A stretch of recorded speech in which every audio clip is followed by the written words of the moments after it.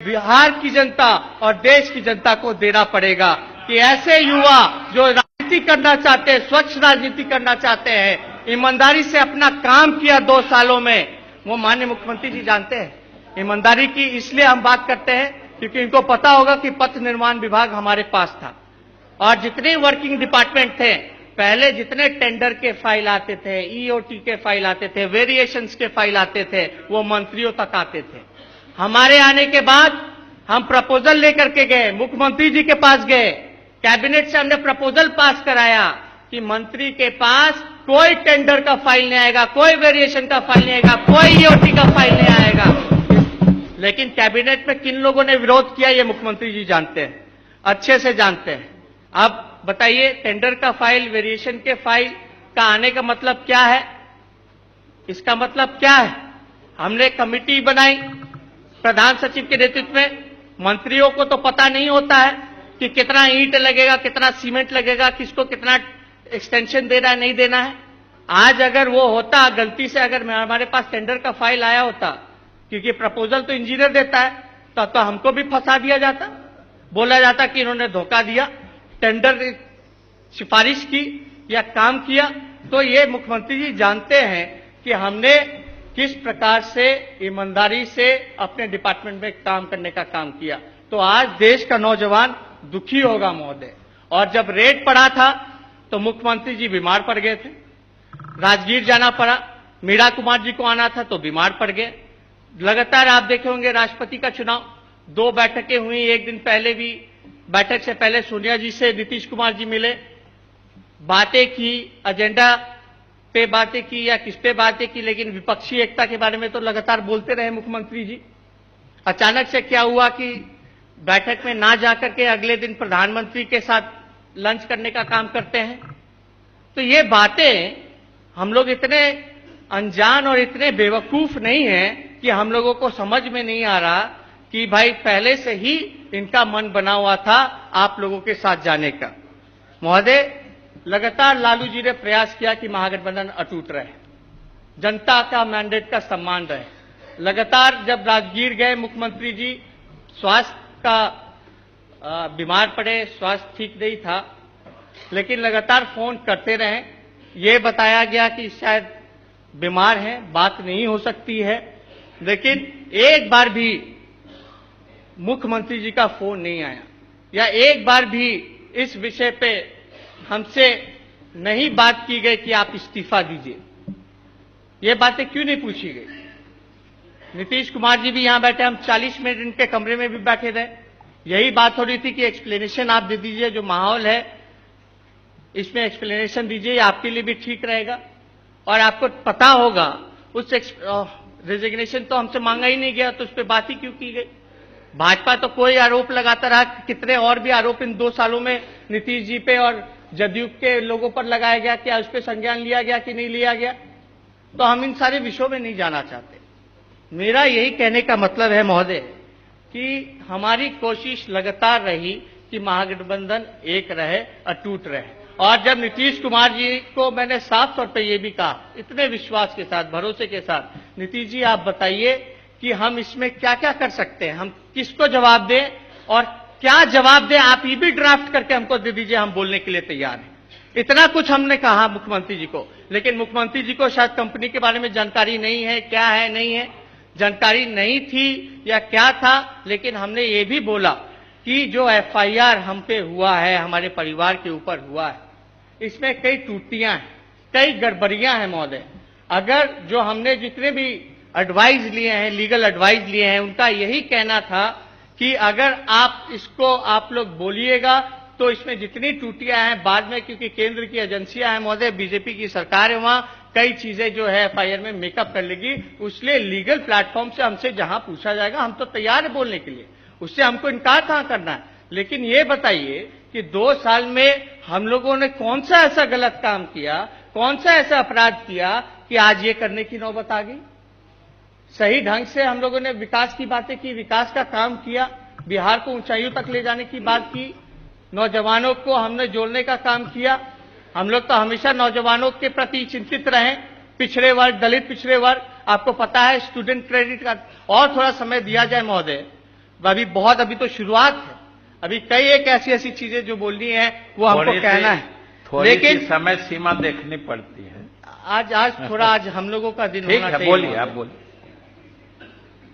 महोदय, ये हम कहना चाहते हैं कि ये जितना ढकोसला हुआ, ये केवल और केवल एक इंडिविजुअल के छवि को लेकर के बनाने के चक्कर में ये हुआ, और नरेंद्र मोदी जी का भाषण तैयार करने के लिए कि वो बिहार किस मुंह से आएंगे, क्योंकि उन्होंने तो वादे पूरे नहीं किए, और अमित शाह ने तो कह दिया था कि भाई वो जुमला था।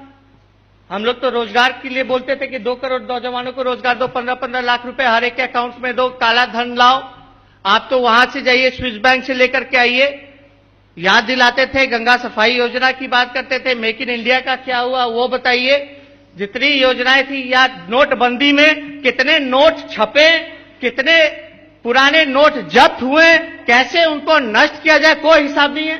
पहले तो एक एक दिन पे रिपोर्ट आता था, इतना जमा हो गया, इतना जमा हो गया, लेकिन ये दुनिया का पहला खजांची होगा आरबीआई, जिसको ये नहीं पता कि कितने नोट छपे, कितने नोट रद्द कैसे किया गया, कितना उस पर खर्चा किया गया।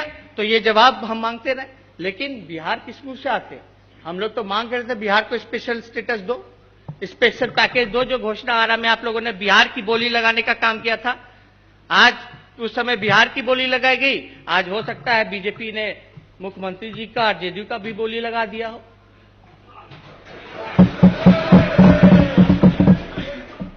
महोदय, अमित शाह जी ने ये कहा, अमित शाह जी ने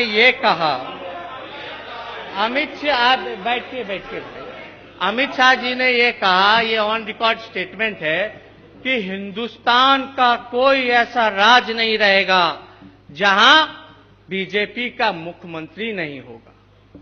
आज भले ही जदयू सबसे गठबंधन में अपने एनडीए में बड़ी पार्टी हो बिहार में, लेकिन जदयू की जो विचारधारा है उससे विपरीत मुख्यमंत्री जी जदयू के नेता निकले।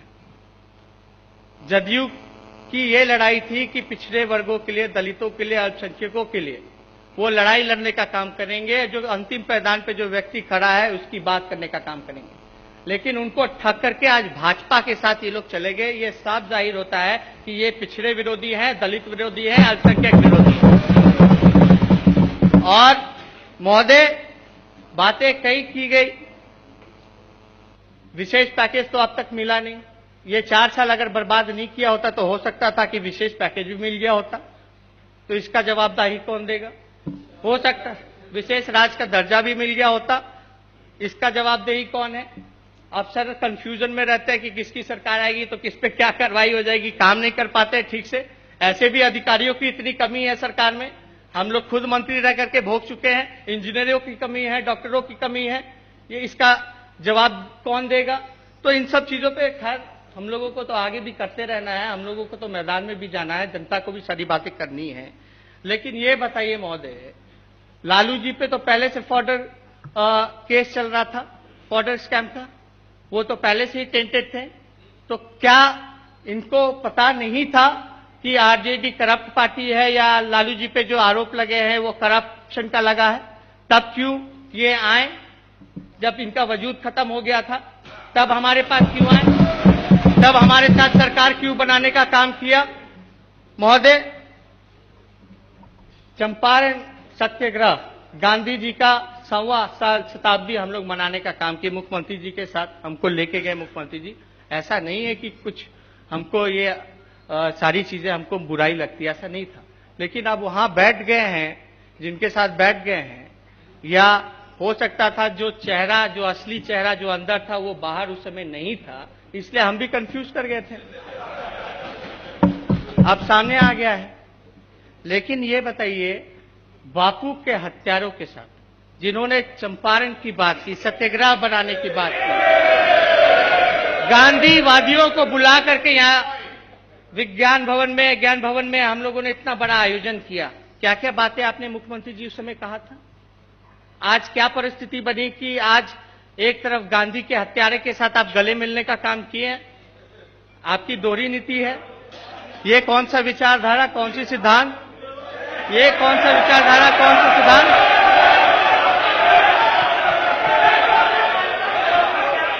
एक तरफ गॉडसे, एक तरफ गांधी। शांति शांति। हम तो ये कहना चाहते हैं, मुख्यमंत्री हम तो ये कहना चाहते हैं कि मुख्यमंत्री जी ने केवल और केवल गांधी जी का भी इस्तेमाल करने का काम किया है, उनको भी इस्तेमाल करने का काम किया है, कोई विचारधारा नहीं। महोदय, संघ मुक्त भारत की बात बोलने दीजिए, पूरी बातों को रखने दीजिए। आज संघ मुक्त भारत की बात।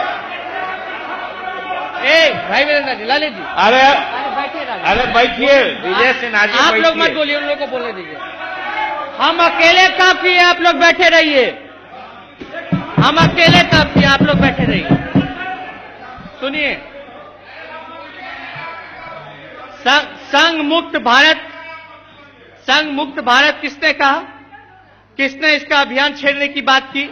और हम तो मुख्यमंत्री जी के साथ कंधे से कंधे मिलाकर के उनके साथ खड़े थे, उनके पीछे खड़े थे कि जो मुख्यमंत्री जी जो बात कर रहे संघ मुक्त भारत की, उसका साथ हम लोग पूरी तरीके से हम लोग तैयार थे देने के लिए, लड़ने के लिए। लेकिन मुख्यमंत्री जी संघियों के आगे झुक गए, रणछोड़ हो गए महोदय। और 28 साल का नौजवान नहीं डरा इन भाजपाइयों से, आरएसएस से, लेकिन मुख्यमंत्री जी इतने बड़े होने के बाद, इतने कद्दावर होने के बाद वो डर गए महोदय, उनके तरफ नतमस्तक हो गए। ये बताइए, मिट्टी में मिल जाएंगे लेकिन भाजपा में दोबारा नहीं जाएंगे, ये मेरा स्टेटमेंट है। ये किनका स्टेटमेंट है? मिट्टी में मिल जाएंगे, मिट्टी में मिल जाएंगे लेकिन भाजपा में नहीं जाएंगे।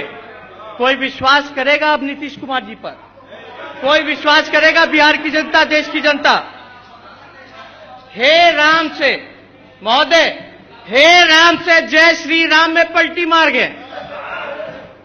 हे राम महात्मा गांधी और जय श्री राम गॉडसे। कौन सी विचारधारा के साथ है महोदय आप बताइए? रेजिग्नेशन का ड्रामा हुआ, रेजिग्नेशन का ड्रामा हुआ, तेजस्वी जी इधर रेजिग्नेशन का ड्रामा हुआ, तुरंत इन्होंने इस्तीफा दिया, जिससे नहीं देना चाहिए था। हमारे नेता लालू जी ने यह भी कहा था, प्रस्ताव भी दिया था कि भाई आप कोई तीसरा नेता चुन लीजिए।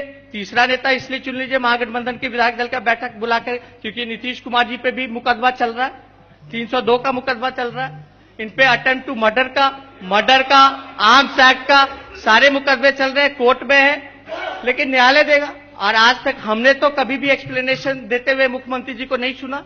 सुशील मोदी जी पे क्या आरोप नहीं है? क्या एफआईआर नहीं है? 120 का उन पे भी है, मेरे पे भी है। तब उनको मुख्यमंत्री क्यों बनाया गया? क्यों मुख्यमंत्री का शपथ ये लिए? और इतनी हड़बड़ाहट में 5 बजे शपथ लेना था, 5 बजे शपथ लेना था, तो 10 बजे क्यों किया गया? और हम तो गवर्नर साहब से मिले, गवर्नर साहब को बताया कि संविधान के हिसाब से जो स्ट्रेंथ होता है महोदय, वो सिंगल लार्जेस्ट पार्टी को दे करके गवर्नर को बुलाना होता है महोदय, महामहिम राज्यपाल को बुलाना होता है। लेकिन ऐसा नहीं हुआ, हम लोग खुद चल के गए। लेकिन हमें मौका कब दिया गया?